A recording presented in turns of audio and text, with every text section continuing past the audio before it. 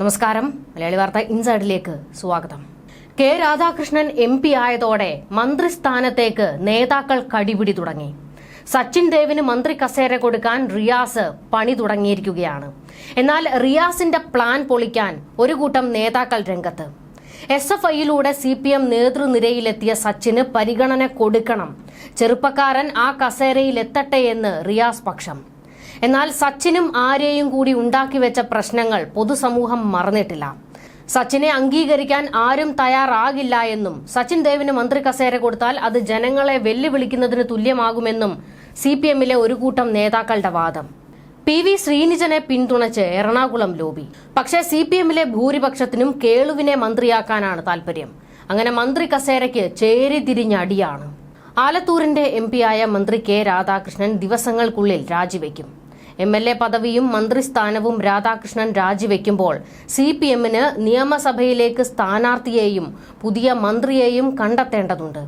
ഇതിനൊപ്പം പാലക്കാട് നിയമസഭ ഉപതെരഞ്ഞെടുപ്പും രണ്ടും CPMന് വലിയ അഗ്നിപരീക്ഷയാണ്. അതിനിടെയാണ് പുതിയ മന്ത്രിയെ നിശ്ചയിക്കേണ്ട ഉത്തരവാദിത്തവും. സച്ചിൻ ദേവിനെ മന്ത്രിയാക്കണമെന്ന നിലപാടിൽ ഉറച്ചു നിൽക്കുകയാണ് റിയാസും കൂട്ടരും.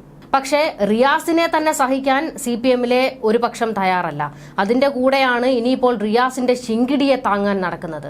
മാത്രമല്ല സച്ചിൻ ദേവിന് പൊതുസമൂഹത്തിൽ വലിയ ഒരു സ്വീകാര്യത ഇല്ല എന്നുള്ളതും എടുത്തു പറയേണ്ടതാണ്. കാരണം ആര്യ രാജേന്ദ്രനുമായി ഉണ്ടായ വിവാദങ്ങളും KSRTC ബസ് തടഞ്ഞതും വെല്ലുവിളി നടത്തിയതുമൊക്കെ ഒരു വലിയ ബ്ലാക്ക് മാർക്കായിട്ട് സച്ചിൻ ദേവിന് കിടക്കുകയാണ്. ഈ അവസരത്തിൽ സച്ചിൻ ദേവിനെ മന്ത്രിയാക്കുന്നത് ഒരു തരത്തിലും നല്ലതാകില്ല എന്ന് മുതിർന്ന നേതാക്കൾ വ്യക്തമാക്കുന്നു. കുന്നത്തുനാടിൽ നിന്നുള്ള MLA PV ശ്രീനിജനൊപ്പമാണ് മന്ത്രി രാജീവും എറണാകുളം ഘടകവും നിൽക്കുന്നത്. ഇതിനിടെയാണ് സീനിയർ നേതാവായ മാനന്തവാടി MLA OR കേളുവും സജീവ ചർച്ചകളിലേക്ക് എത്തുന്നത്. OR കേളുവിന് ഒപ്പം നിൽക്കുകയാണ് ഭൂരിപക്ഷം പേരും. എന്നാൽ മുഖ്യമന്ത്രി പിണറായി വിജയൻ എന്ത് നിലപാട് സ്വീകരിക്കും എന്നത് നിർണായകമാണ്. CPM സംസ്ഥാന നേതൃയോഗങ്ങളിൽ ഇക്കാര്യത്തിൽ തീരുമാനം വരും. യുവ നേതാവായ സച്ചിൻ ദേവിനെ മന്ത്രിയാക്കുന്നതിലൂടെ മന്ത്രിസഭയ്ക്ക് കൂടുതൽ ചെറുപ്പം വരുമെന്നാണ് റിയാസിന്റെ അഭിപ്രായം. കോഴിക്കോട്, കണ്ണൂർ ജില്ലകളെ സ്വാധീനിക്കുന്ന തീരുമാനമായി ഇത് മാറുമെന്നും ഇവർ പറയുന്നു. എന്നാൽ ഈ കണ്ണൂർ ലോബിയെ ഇനി വെച്ചു പൊറിപ്പിക്കാൻ CPM തയ്യാറല്ല. CPMന്റെ എല്ലാ അധികാരങ്ങളും അങ്ങ് കണ്ണൂരേക്ക് കൊണ്ടുപോകുന്നതിനെ എതിർക്കുകയാണ് എല്ലാവരും. ആ നിലയ്ക്ക് സച്ചിനെ പിന്തുണയ്ക്കാൻ ഒരു നേതാക്കളും തയ്യാറല്ല. കുന്നത്തുനാട് MLA PV ശ്രീനിജനിലേക്ക് വന്നു കഴിഞ്ഞാൽ മണ്ഡലത്തിൽ വലിയ വെല്ലുവിളികളുണ്ട്. കിഴക്കമ്പലത്തെ പ്രശ്നങ്ങളടക്കം ഇതിൽ വരും. അടുത്ത തവണ സീറ്റ് നിലനിർത്താൻ ശ്രീനിജന് മന്ത്രിപദം അനിവാര്യമാണെന്നാണ് എറണാകുളത്തെ നേതൃത്വത്തിന്റെ നിലപാട്.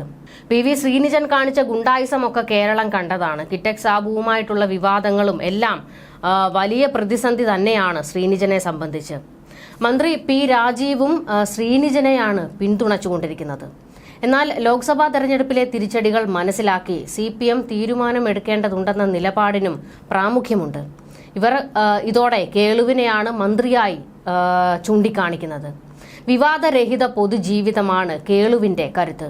അതുകൊണ്ട് തന്നെ CPM തെറ്റ് തിരുത്തുന്നുവെന്ന തോന്നലുണ്ടാക്കാൻ കേളുവിനെ മന്ത്രിയാക്കണമെന്ന അഭിപ്രായമാണ് ശക്തമായി ഉയരുന്നത്. എന്നാൽ ഇതെല്ലാം സംസ്ഥാന നേതൃയോഗങ്ങളിൽ ആരെങ്കിലും ഉയർത്തുമോ എന്നതാണ് നിർണായകം. സാധാരണഗതിയിൽ മുഖ്യമന്ത്രി മുൻപോട്ട് വയ്ക്കുന്ന പേരിനെ കൈയടിച്ച് അംഗീകരിക്കുന്ന പതിവാണ് കണ്ടുവരാറുള്ളത്. പാർട്ടിക്കപ്പുറത്തുള്ള പൊതു സ്വീകാര്യതയും 2 തവണ MLA ആയ പരിഗണനയുമാണ് OR കേളുവിനുള്ള മുൻതൂക്കം. പട്ടികവർഗ വിഭാഗത്തിൽ നിന്ന് OR കേളു മാത്രമാണുള്ളത്. പട്ടികജാതി വിഭാഗത്തിൽ നിന്നുള്ള KM Sachin Dev, A Raja, K Shanthakumari, PV Sreenijan, PP Sumod, MS Arunkumar, OS Ambika എന്നിവരാണ് സാധ്യതയുള്ള മറ്റുള്ളവർ. ഇവരിൽ 2 തവണ സാമാജികനായത് OR കേളു മാത്രമാണ്. 2 വർഷം മത്സരിച്ചവർ മാറി നിൽക്കണമെന്ന പാർട്ടി നയം വെച്ച് നോക്കിയാൽ OR കേളുവിന് ഇനി മത്സരിക്കാനും സാധിക്കില്ല. എങ്കിലും OR കേളുവിനെയാണ് എല്ലാവരും കൈയടിച്ച് പ്രോത്സാഹിപ്പിക്കുന്നത്. പിണറായിയുടെ തീരുമാനമാണ് ഇനി അറിയേണ്ടത്. CPM കേന്ദ്ര നേതൃത്വവും കേരളത്തിലെ സംസ്ഥാന യോഗങ്ങളിൽ പങ്കെടുക്കുന്നുണ്ട്. ഈ വിഷയത്തിൽ ചർച്ചയുണ്ടായാൽ അവർ എടുക്കുന്ന നിലപാടും നിർണായകമാകും. വയനാട് ജില്ല രൂപീകരിച്ചത് തങ്ങളാണെന്ന അഭിമാനപൂർവ്വം അവകാശപ്പെടുന്ന CPMന് നാളിതുവരെ വയനാട്ടിൽ നിന്ന് മന്ത്രി ഉണ്ടായിട്ടില്ല. മന്ത്രിയില്ലാത്ത ജില്ലയിൽ നിന്നുള്ള ഭരണപക്ഷത്തെ ഏക MLAക്ക് മന്ത്രിസഭയിലേക്ക് വഴി തുറക്കുമെന്നാണ് പ്രവർത്തകരുടെ കണക്കുകൂട്ടൽ.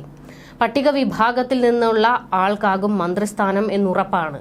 അവിടെയാണ് PK ജയലക്ഷ്മിക്ക് ശേഷം വീണ്ടും മാനന്തവാടിക്ക് മന്ത്രി പദവി എന്ന സാധ്യത ചർച്ചയാകുന്നത്.